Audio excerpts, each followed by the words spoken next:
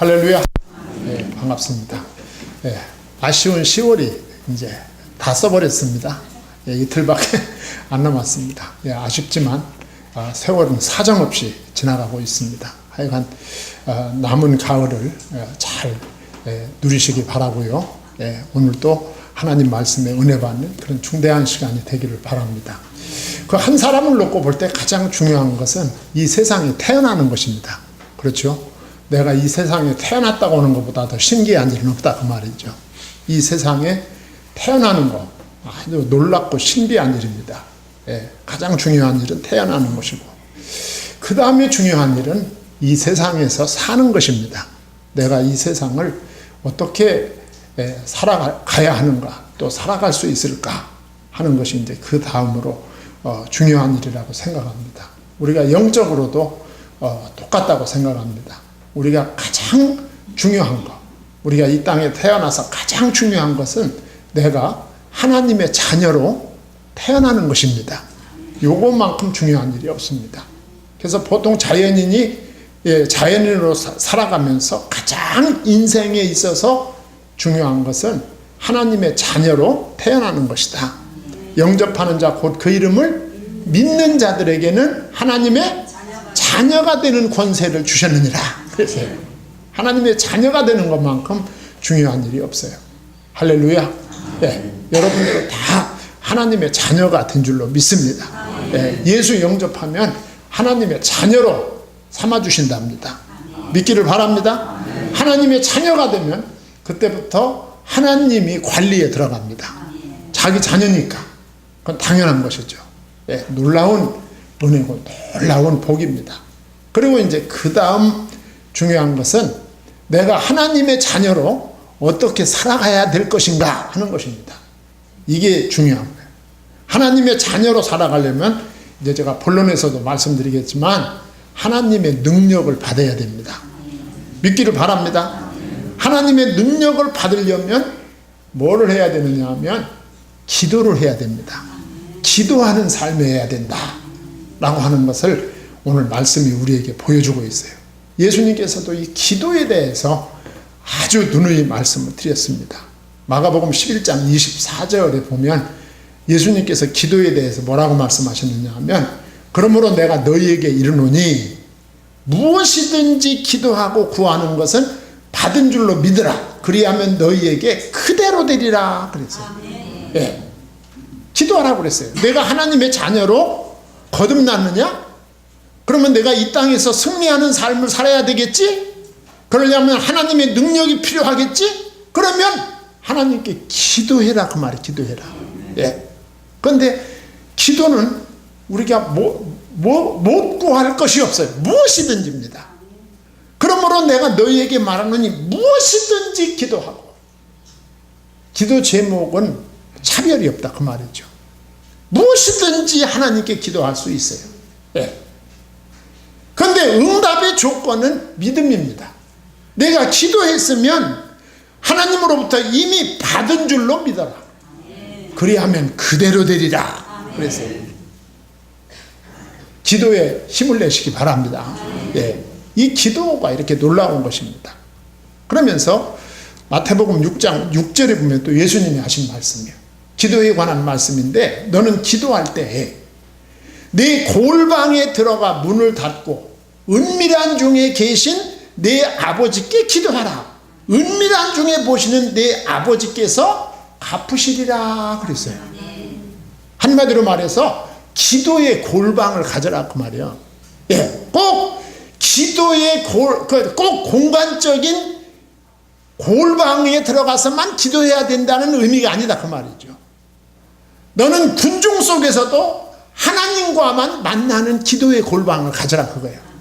자동차를 운전하면서, 버스 안에서, 지하철 안에서, 학교에 가서, 직장에서도 언제나 하나님과 교제할 수 있는 기도의 골방을 가져라 그 말이죠.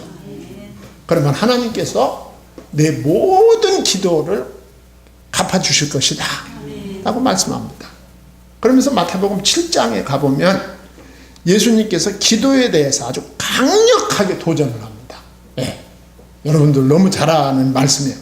구하라 그러면 너희에게 주실 것이요. 찾으라. 그러하면 찾아낼 것이요. 문을 두드리라. 그리하면 너희에게 열릴 것이니 구하는 이마다 받을 것이요 찾는 이가 찾아낼 것이요 두드리는 이에게 열릴 것이니라.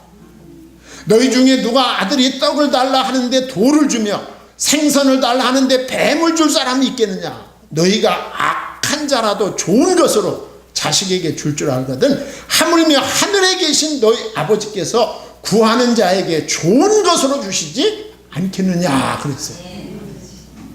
하나님은 당신에게 구하는 자에게 결코 나쁜 것을 주는 분이 아니다 그 말이죠. 여러분, 기도는 정말 수지 맞는 것입니다. 하나님은 기도하는 자의 뒤통수를 부끄럽게 하지 않아요. 예, 쓸쓸하게 하지 않습니다. 예. 하나님 앞에 늘 기도하는 자가 이 땅에서 쓸쓸하고 외롭게 살도록 하나님이 버려두지 않겠다는 거예요. 기도할 수 있기를 바랍니다. 예. 오늘 본문은 사도 바울이 지금 어디에 있느냐 하면 감옥 속에 있어요. 감옥 속에. 예. 로마 옥중에 있습니다. 로마 옥중에서 지금 골로새 교회의 소식을 듣고 있었어요. 그런데 두 가지 소식을 들었어요. 좋은 소식과 나쁜 소식을. 예. 여러분, 이 세상은 제가 늘 말씀드리지만 이 세상은 100% 다 좋은 것도 아니고 100% 나쁜 것도 아니다. 예. 빛과 그림자가 있다, 이 세상은. 예. 빛이 있고 그림자가 있어요. 좋은 것도 있고 나쁜 것도 있는 거예요. 다 좋은 것은 없어요, 이 세상은. 예. 우리가 돈이 많으면 다 좋을 것 같지만 여러분들 돈 많으면 세금 내느라고 정신없어요. 목사님, 세금 내도 난 많이 쓰면 좋겠습니다. 그 세금 때 되면 아주 머리 아파하더라고요. 여러분, 여기서 살게 된 거 감사하셔야 돼요. 돈만 해서 어려운 것도 많더라고요, 보니까. 다 좋고 다 나쁜 게 없어요. 이 사도 바울이 로마 옥중에서 골로새 교회에 대해서 좋은 소식도 있고 나쁜 소식도 있었던 거예요. 그 좋은 소식이 뭐냐? 좋은 소식은 골로새 교회 성도들의 믿음이 자란다고 하는 소식. 좋은 소식입니다. 나쁜 소식은 뭐냐? 골로새 교회 이단자들이 들어와가지고 교회를 어렵게 만들고 있다는 거예요. 나쁜 소식입니다. 사도 바울이 기도하지 않을 수가 없는 거야. 예. 그래서 오늘 본문 말씀은 그들에게 편지를 보내는 거야. 문제를 수습하기 위해서 편지를 보내면서 내가 너희들을 위해서, 내가 당신들을 위해서 이렇게 기도하고 있다 하는 내용이 오늘 본문 말씀입니다. 그래서 본문 말씀 속에서 우리가 사도 바울의 기도 제목을 세 가지만 생각해 보고자 합니다. 사도 바울이 뭐라고 기도하느냐 하면 첫째 기도 제목이 성도들이 하나님의 뜻을 알게 하소서, 이렇게 기도하는 거예요. 사도 바울은 기도의 사람입니다. 오늘 본문만 봐도 그래요. 9절 상반절에 보면 이로써 우리도 듣던 날부터 너희를 위하여 기도하기를 그치지 아니하고 구하노니 그랬어요. 내가 골로새 교회에 대해서 소리를, 좋은 소식 나쁜 소식을 듣는 그날부터 내가 너희를 위해서 기도하기를 그치지 않았다. 항상 기도했다 그 말이죠. 쉬지 않고 기도했다 그 말이에요. 예. 바울은 문제 해결을 위해서 지속적으로 기도하는 사람이었습니다. 우리가 살다 보면 끊임없이 문제에 부딪히게 됩니다. 하나 해결되면 그거로 끝이 아니에요. 인간은 연약하기 때문에 계속해서 새로운 문제에 직면하게 돼 있어요. 그래서 지속적으로 하나님의 도우심이 필요해요. 그러니까 지속적인 기도가 필요하게 되는 것입니다. 그래서 바울의 첫째 기도 제목이 이겁니다. 너희로 하여금 모든 신령한 지혜와 총명에 하나님의 뜻을 아는 것으로 채우게 하시고 그랬어요. 쉽게 말하면 골로새 교인들에게 하나님 지혜와 총명을 주시기 바랍니다. 그래서 하나님의 뜻이 무엇인지를 알게 하여 주시기를 바랍니다 하는 것이 첫 번째 기도 제목이에요.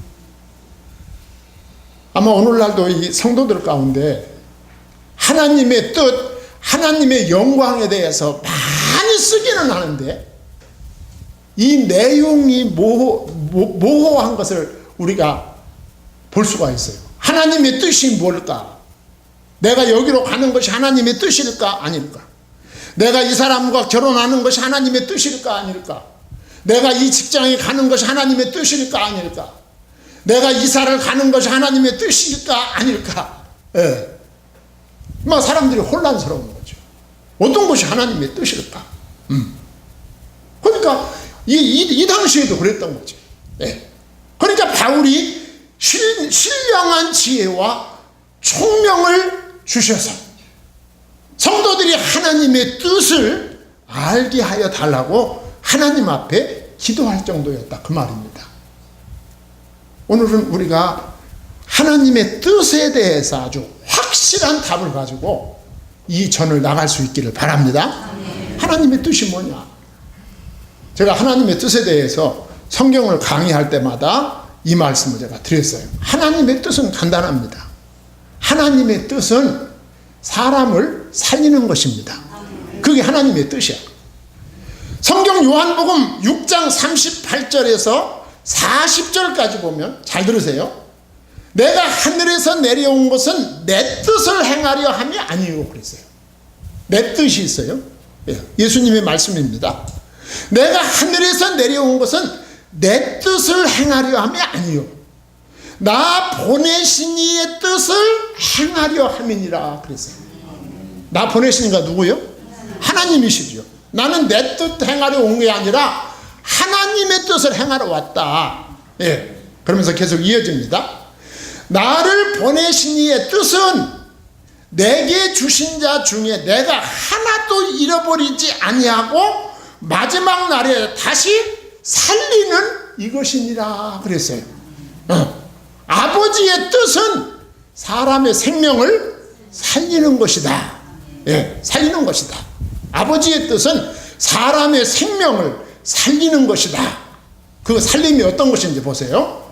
40절에 보면 내 아버지의 뜻은 아들을 보고 믿는 자마다 영생을 얻는 이것이니 마지막 날에 내가 이를 다시 살리리라 하시니라 그랬어요.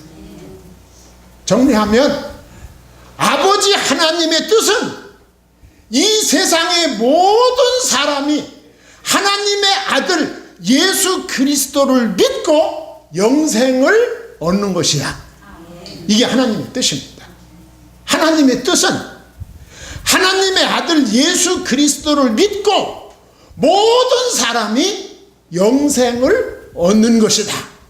그 영생을 얻은 사람은 이 땅에서 그 육신이 죽더라도 우리 주님께서 마지막 날에 다시 살리게 될 것이다 라고 말씀합니다. 하나님의 뜻이 확실하죠. 하나님의 뜻이 뭡니까? 살리는 것입니다. 하나님의 뜻은 살리는 것이다. 어떻게 살리는 것입니까? 예수님을 믿고 영생을 얻는 것입니다. 이렇게 영생을 얻은 자는 마지막 날에 우리 주님께서 다시 살리게 되는 것입니다. 이게 하나님의 뜻입니다. 누가 여러분들한테 하나님의 뜻이 뭡니까 하고 물어보면 예수님을 믿고 구원하는 것이 하나님의 뜻입니다. 그러니까 이것을 이제 여러분들 생활에 적용시키면 되는 거야. 내가 이 사람하고 결혼하는 거, 내가 이 직장을 나가는 거, 내가 이 사업을 하는 거, 그리고 내가 어떤 학교에 가서 무엇을 공부하는 거, 그것을 가지고 그것이 하나님의 뜻에, 다시 말하면 예수 그리스도의 이 놀라운 복음을 증거하는 일에 쓰임이 되면 하나님의 뜻인 거야.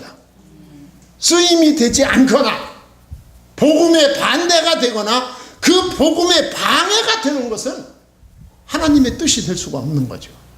그러니까 하나님의 뜻은 천하 만민이 예수님을 믿고 구원받는 것입니다. 이게 하나님의 뜻이야.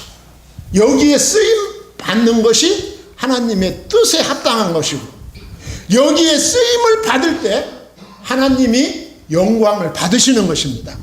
믿기를 바랍니다. 자, 그러면 하나님의 뜻은 하나님의 택자를 살리는 것이다 그랬어요. 그러면 이제 하나님의 뜻 안에 있는 성도 여러분이 하나님의 뜻을 깨닫고 하나님의 뜻 안에서 살아가는 성도 여러분을 향한 하나님의 뜻은 또 뭘까요? 그것은 믿음 안에서 사는 것입니다. 우리가 믿음 안에서 사는 거예요. 그 믿음 안에서 사는 것이 무엇이냐? 사도 바울이 명료하게 해답을 주고 있어요. 믿음 안에서 산다는 것은 데살로니가 전서 5장 16절에서 18절 항상 기뻐하라, 쉬지 말고 기도하라, 범사에 감사하라. 이것이 그리스도 예수 안에서 너희를 향하신 하나님의 뜻이니라 그랬어요. 할렐루야. 네, 하나님의 큰 뜻은 천하 만민이 예수 믿고 영생을 얻는 거야. 그래서 우리가 선교하고 전도하는 것입니다. 이게 하나님의 뜻입니다. 예. 그래서 한 생명이 나를 통하여 하나님 앞에 돌아올 때 하나님이 가장 기뻐하시는 거예요. 그게. 그때 하나님의 영광이라는 말을 쓰는 거예요. 그때 하나님이 영광을 받으시는 거예요. 예. 그러면 그 하나님의 뭡니까? 그 하나님의 뜻 안에 사는 성도들이 이 땅에서 어찌 살아야 될까? 어찌 사는 것이 하나님의 뜻일까? 항상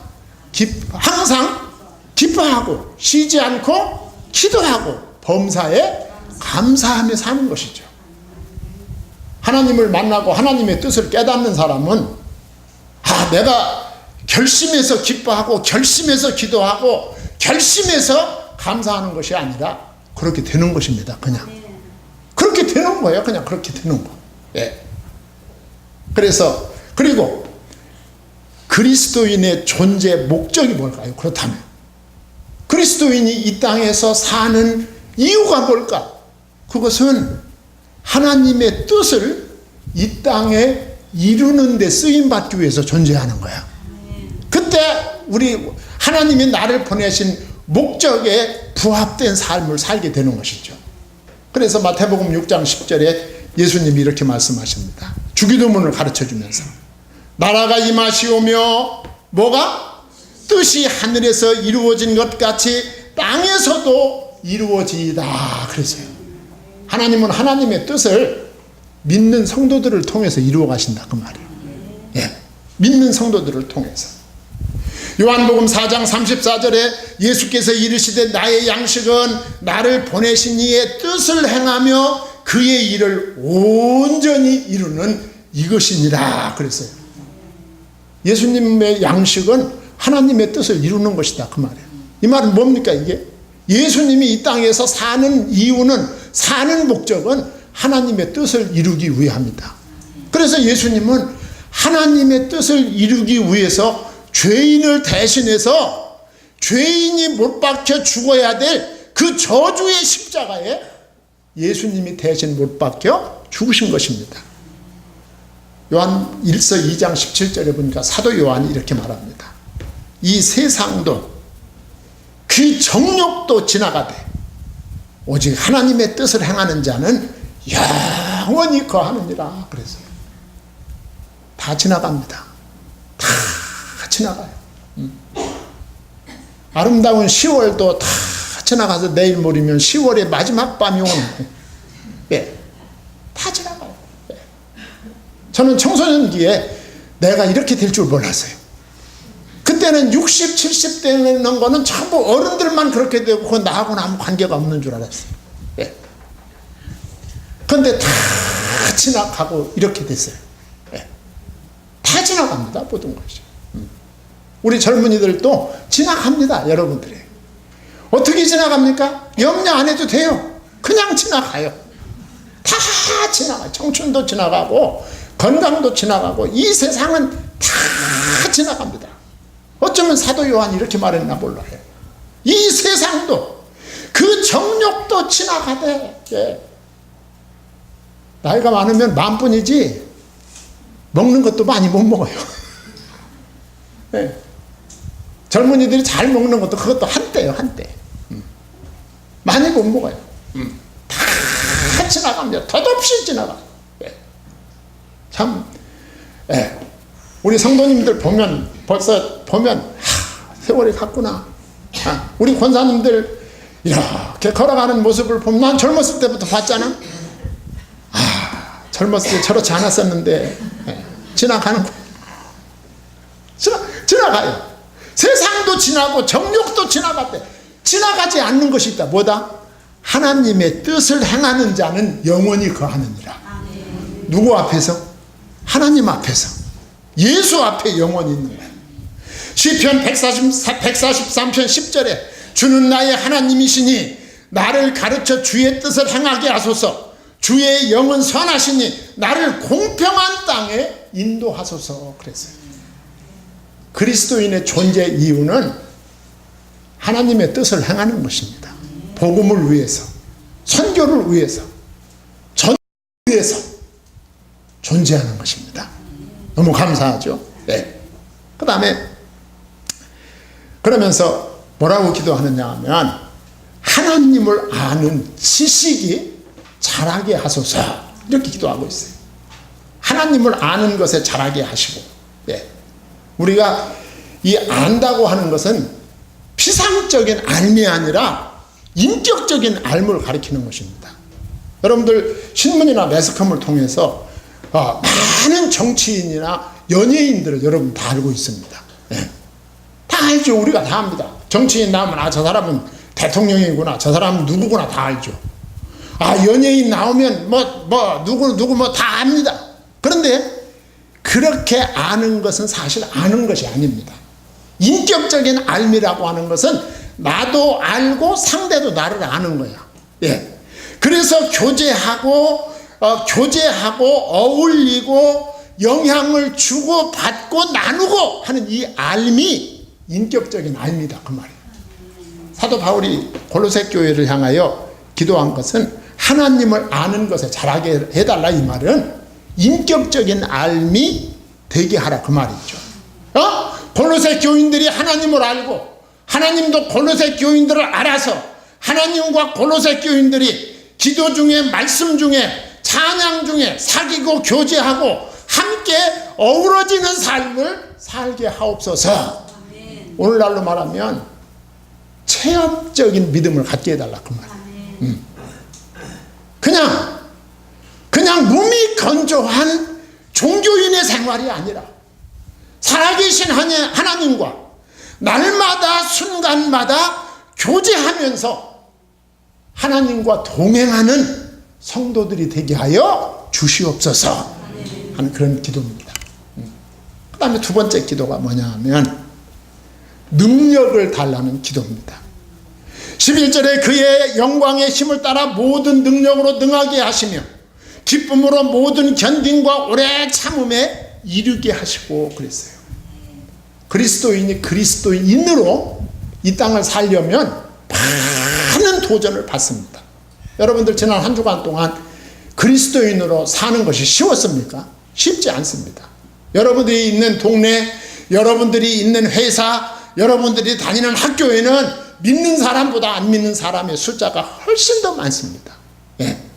여러분 그 사회 속에서 우리가 그리스도인으로 살고 내가 복음을 전하는 자로 살아가려면 절대적인 필요 요소가 능력입니다. 그것도 내 능력이 아니라 하나님의 능력입니다. 하나님의 능력. 내가 하나님의 뜻을 알고 있다 하더라도 그 하나님의 뜻을 나의 삶의 현장에서 실행할 능력이 없다면 무의미한 것입니다. 능력이 없으면 그리스도께 합당한 삶을 살 수가 없습니다. 인간은 실패할 수밖에 없는 세 가지 요소가 있어요. 그 첫째가 뭐냐 하면 인간은 불완전하다는 거예요. 예, 불완전합니다. 육체적으로도 불완전하고 정신적으로도 불완전하고 다 불완전합니다. 인간. 예, 인간은 완전한 존재가 아니에요. 예, 불완전하기 때문에 하나님의 능력이 필요한 거예요. 두 번째는 인간은 죽음을 정복할 수 없어요. 예, 모든 인간은 떠나게 돼 있습니다. 예, 이 불완전한 인간은 이 죽음을 극복할 능력이 없어. 예, 그래서 하나님의 능력이 필요한 거예요. 죽음을 두려워하지 않고 하나님의 뜻을 시행하려면 하나님이 주시는 능력이 필요하다. 그 다음에 세 번째는 시련과 시험을 참고 동시에 기뻐할 수 있는 존재가 아니에요. 오늘 말씀이 그런 말씀이죠. 능하게 하시며 기쁨으로 모든 견딤과 오래 참음에 이르게 하시고. 여러분, 견딤과 오래 참음이 얼마나 고통스럽습니까? 그런데 하나님이 능력 주시면 내가 복음 때문에, 믿음 때문에 당하는 그 견딜 수밖에 없고 오래 참을 수밖에 없는 그 상황을 기쁨으로 감당할 수 있다, 그 말이죠. 하나님의 능력 받을 때 가능하다. 그래서 우리는 능력을 받아야 핍박을 견디며 바른 신앙생활을 할 수 있습니다. 능력 받아야 돼요. 그 능력을 받으려면 어떻게 해야 됩니까? 하나님께 기도해야 됩니다. 하나님께 기도할 때 우리는 능력을 받을 수가 있는 것이죠. 예. 뭐라고 했어요? 그 예수님께서 사도행전 1장 8절에서 오직 성령이 너희에게 임하시면 권능을 받고 예루살렘과 온 유대와 사마리아와 땅끝까지 이르러 내 증인이 되리라. 예수님께서 그렇게 말씀하셨어요. 예. 오직 성령이 너희에게 임하시면 권능을 받고, 예. 오직 성령이 어떤 사람에게 임하느냐? 능력이 기도하는 사람에게 임한다, 그 말이에요. 성령이 임할 때 권능이 나타나고, 권능이 임할 때 예루살렘, 유대, 사마리아와 땅끝까지 이르러 주님의 증인된 삶을 살아갈 수 있다, 그 말입니다. 그러면서 예수님의 또 하나의 기도 제목은, 사도 바울의 기도 제목은 그리스도께 합당하게 행하게 하소서 그랬어요. 10절에 보면 주께 합당하게 행하여 범사에 기쁘게 하시고 모든 선한 일에 열매 맺게 하시며 하나님을 아는 것에 잘하게 하시고 그랬습니다. 여기 모든 선한 일에 열매 맺게 하시고, 네. 이 모든 선한 일은 하나님께서 우리에게 말씀하신 모든 것입니다. 그 모든 것이 뭘까요? 진리의 복음입니다. 예수 그리스도, 이 생명의 복음이요. 예. 이 생명의 복음. 우리가 복음을 전하여 아름다운 열매를 맺는 성도가 되게 해달라, 이렇게 기도하고 있습니다. 이 사도 바울은 정말 능력 있는 하나님의 종이죠. 능력 있는 하나님의 종입니다. 그래서 사도 바울의 기도는 응답이 되고, 그래서 세계 곳곳에서 이 기도의 아름다운 응답이 실제로 현장에서 역사한 것을 볼 수가 있습니다. 자, 오늘 말씀의 결론입니다. 자, 그러면 어떻게 되느냐? 우리로 하여금 12절 빛 가운데서 성도의 기업의 부분을 얻기에 합당하게 하신 아버지께 감사하기를 원하노라 그랬어요. 기도의 결론은 감사입니다. 감사. 하나님 아버지, 우리 골로새 교회 성도들이 빛 가운데서 성도의 기업의 부분을 얻기에 합당하신 아버지께 감사하는 성도들이 되게 하여 주시옵소서, 그 말입니다. 여러분, 그리스도인의 마지막 조건은 감사 생활입니다. 예. 감사라는 말을 많이 쓰게 되죠. 그리스도인은. 골로새 교회를 비롯한 이스라엘 밖의 모든 성도들은 역사적으로, 육신적으로는 언약 밖의 사람이었어요. 우리들도 마찬가지죠. 예. 골로새 교회도 이방교회 아닙니까? 이방인이죠. 우리 유대인 아니잖아요. 예. 우리 성경에 나와 있는 혈통적 아브라함 후손 아니잖아요, 우리들. 예. 아니거든요. 골로새 교회도 교인들도 마찬가지고, 우리들도 율법으로 보면 모든 유대인을 제외한 이방 사람들은 언약 밖의 사람입니다. 그런데 하나님께서 예수 그리스도를 통하여 당신의 백성으로 삼아주신 거예요. 할렐루야. 예수 그리스도를 통하여 수많은 이방 사람들을 하나님의 백성, 언약 백성으로 받아주셨다 그 말이죠. 이게 얼마나 감사한 일입니까? 받아주셨어요. 그러니까 이스라엘 백성에게 하나님이 약속의 땅 가나안을 주셨죠. 이스라엘 백성이 애굽에 가서 430년 동안 종살이 할 때도 하나님은 하나님의 사자들을 통해서 끊임없이 그들에게 가나안 땅에 대한 비전을 심어줬어요. 거기에는 젖과 꿀이 있다고 하면서. 네. 그리고 애굽에서 나와서 광야 40년을 여행할 때도 목적지는 가나안 땅이었어요. 거긴 젖과 꿀이 흐르고 있다. 네. 그 가나안에 대한 비전을 하나님이 끊임없이 심어주셨습니다. 그리고는 마침내 그 약속의 땅 가나안에 이스라엘 백성이 도달하게 인도하시죠. 그리고 그 땅에서 예수님을 기다리다가 예수님을 만나게 되었죠. 우리는 그 예수님으로 말미암아 이스라엘 백성에게 가나안 땅을 약속하고 주셨던 것처럼 우리에게는 가나안 땅과는 비교될 수 없는 하나님의 나라를 기업으로 얻게 된 것입니다. 감사해야 된다 그 말이에요. 우리는 하나님의 나라를 예수 그리스도 안에서 기업으로 받았다. 그게 감사해야 된다 그 말이죠. 네. 이것을 알고 감사하는 생활을 하는 성도님들, 그리고 하나님께 기도하여 응답받는 성도님들이 되기를 소망합니다. 기도하겠습니다. 하나님 아버지, 하나님의 은혜와 사랑을 감사드립니다.